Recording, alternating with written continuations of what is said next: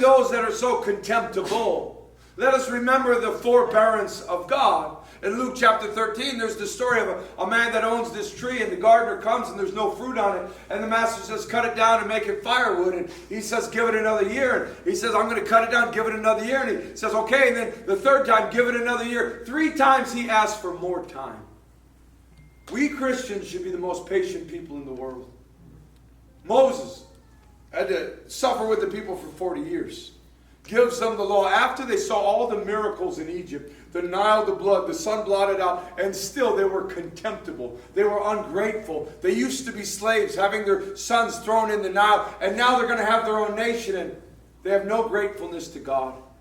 You think of Noah. For 100 years he preached, and nobody believed him. And then when the flood started coming, they said, hey, save us, help us. He said, I was with you 100 years building this ship, and you mocked me and you laughed me, and I was a preacher of righteousness.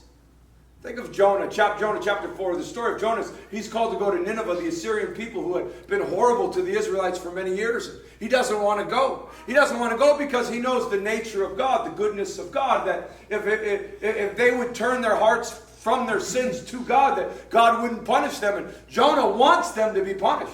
So he goes the other way, but God has him swallowed by the fish and spat out on the land. And then Jonah preaches to the people, hey, you guys are about to die in 40 days, and I'm going to be glad to see it. You wicked people deserve hellfire and brimstone. It's going to fall, and I can't wait till you're scorched. And the king to the lowest person all repented.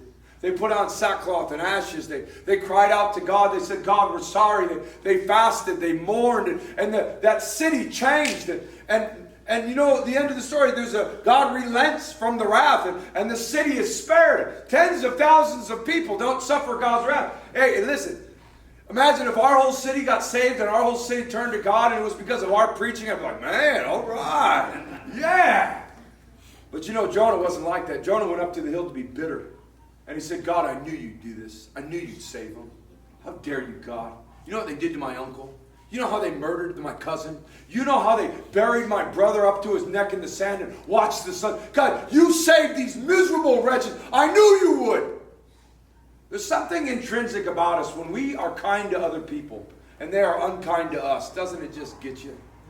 You say, how dare you? When you pour out, you coach them and you teach them, and then they're not kind. They say unkind things. You help their kids. You do good unto them, and they do evil unto you. And you say, hey, that's wicked, isn't it? But with that same measure, we measure that. We should look at God and say, God, I'm sorry that I've been impatient. You've been so